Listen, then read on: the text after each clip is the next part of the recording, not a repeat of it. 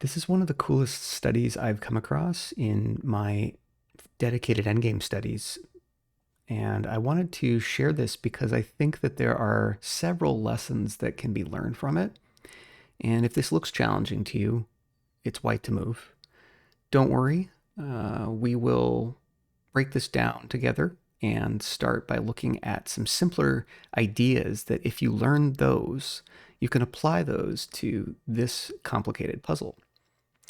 So we're going to start with something that looks unrelated, but I promise you it's not. So please take a moment to think about this puzzle, and it's not really relevant who moves. I want you to think about both sides. So if it were white to move, what happens? And if it were black to move, what happens? And I'm going to go ahead and continue. So if it is white to move, and remember, white is going up the board and black is going down the board. So given this, if it's white to move, white has to go somewhere and white can't go here, right? This square is attacked by the black pawn, so it has to go anywhere else. So if white goes here, then this black king takes the pawn and the white king now has to find somewhere to go. Maybe it goes here, and obviously black can just promote the pawn. Doesn't really matter. This is the idea. So that means that if white started, then white lost. And we can see if we try a different location, like we go this way instead, right? It doesn't really matter. White goes here. Black king can basically just shoulder the king all the way down. And eventually, white king's got to figure out somewhere else to go. Wouldn't be able to go here anymore. So you get the idea. And it would have to try to approach somewhere and it would lose. So if white moves, white loses. And I'll save you the duplicate information, but likewise, since this is a reciprocal looking position, if black were to move first, it's the same idea. Black has to go somewhere, and black can't go to this square. Therefore, any other square it goes to causes, causes white to basically capture their pawn and promote. So, given this, this is called reciprocal zugzwang, and that means if both sides could, if it were their turn, they would prefer to just pass it. Pass it to the opponent so that they don't cause themselves to lose. So moving causes them to lose.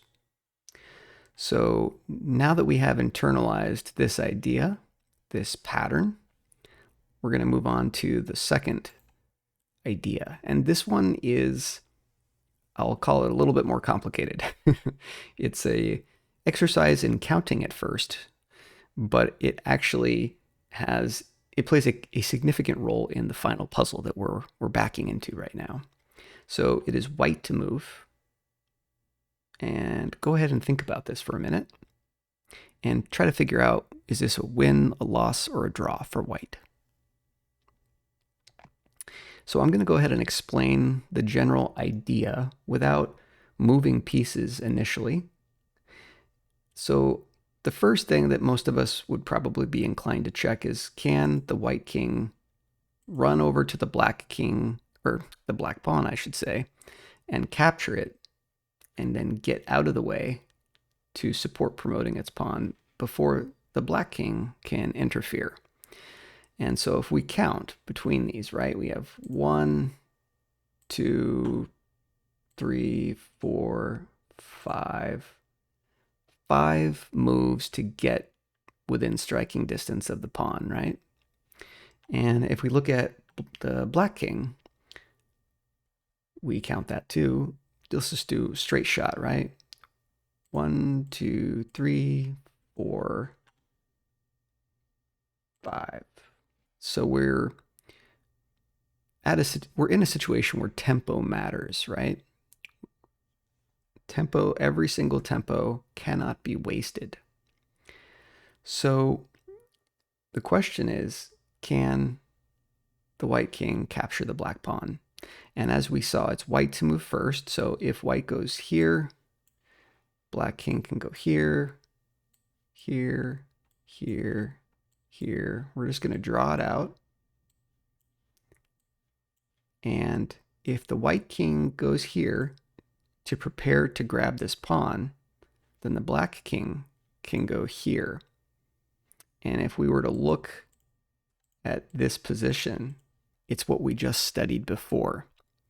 And so that means whoever moves loses. And since the white king gets here first, and then the black king gets here, it'll be the white king's turn. And so white would actually lose if they proceeded with this plan. So that is not a good idea for the white king.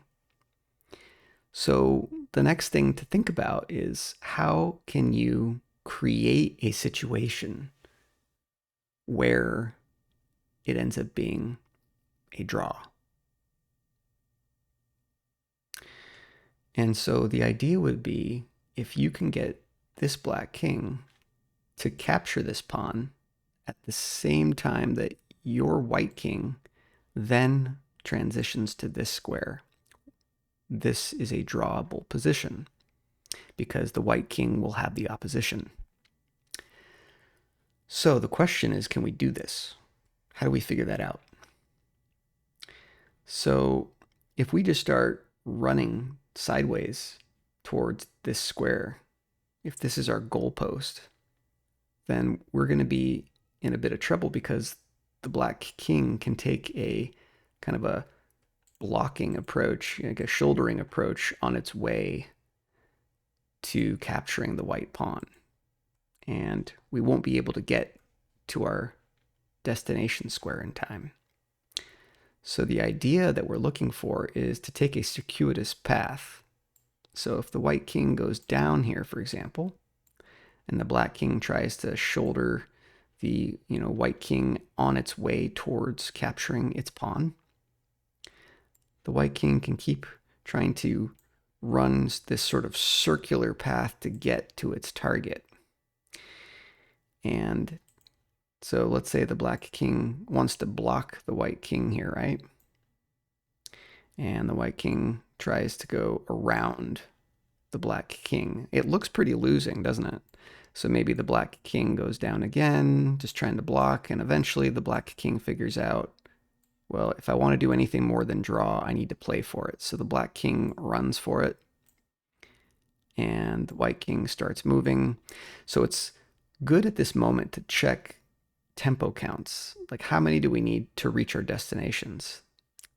The black king wants to capture this pawn, right? So 1, 2, 3. And the white king wants to end up here. So 1, 2, 3. So it's black to move, and we just pay close attention to the path that the black king takes. So as long as when the black king captures this pawn, the white king can arrive at this square, we have shoehorned ourselves into a drawable position. And so now, if you have studied or watched some of my other endgame videos, you'll know how to draw this position. You can just go ahead and match the king, and if they decide to push the pawn, then you just get back in front of the pawn. And this is a pretty predictable position. So the black side probably will push their pawn again, and if they do, you just back up, and it's a repeatable pattern. So they'll go like this, and then you just keep doing stuff like this, and eventually we get to the drawable position with a stalemate right here. So that's the idea for this study.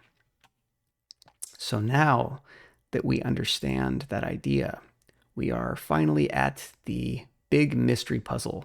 How do we apply what we just learned to this puzzle? And at first, this doesn't really seem like it's related, but it is. So it's white to move. And remember, white's pawns are going up the board. And the solution to this puzzle, I'll let you go ahead and think about it for a moment. What is the outcome for white? Well, it turns out that the outcome is a draw. And the way we get there is, well, first of all, if we look at black's pawn here, it's only 2 tempo away from promotion. And most people, when they look at this, they start getting a little panicked because, well, they're going to be looking for open files to somehow find their way there and be able to attack the pawn, right? So if we were to do that, we're not really going to address the trouble with this position, because if the black king decides to just try to push the pawn, right, all you can do is put your rook here, they promote it, you take it, the king takes your rook, and now we're left with a situation where black has 2 pawns, and one of them is already a passed pawn, and white's pawn is blocked. So that's a really bad situation for white to be in. So in order to draw, the best starting move is actually to push b6. And that seems kind of confusing at first glance. But if we look at it a little bit more closely, the black side won't want to waste a tempo on this pawn because it would just be capturable, or in this square if they push there, right? And this pawn can't go anywhere. Moving this king doesn't seem like a really useful idea at the moment, because you're going to just waste it going up, or you're going to waste it by putting it in front of the very pawn you want to push. So black is just going to push. Well, I might as well push b2, he says, right? And then the idea is you check the king. King has no choice but to get in the way of its own pawn. And then the idea here is to go back here, and you're going to threaten this pawn again, because right now there's no risk of this pawn promoting. But if the king gets out of the way of its pawn here, you think, must be game over, right? Well, you can actually just take the pawn, let black make a promotion, check the king, and now you can do this. And he wants to stay nearby to recoup the losses. So the rook will take, king takes, and this position should look extremely familiar to you because we just studied it. We are now in the case where we have 2 pawns staring at each other and kings that are pretty far from it on the board. It's white to move, and we see again 1, 2, 3, 4, 5. 5 tempo to reach this square. 1, 2, 3, 4, 5. 5 tempo to reach this square. So that's the reciprocal zugzwang we first thought about. And we know that's not going to work out for the person to move. So therefore we know, since it's white to move, their goal is to end up on that square as we studied before, at the exact moment just after the black king ends up on that square. I hope this has been informative, and I will be on the lookout for more endgame puzzles just like it.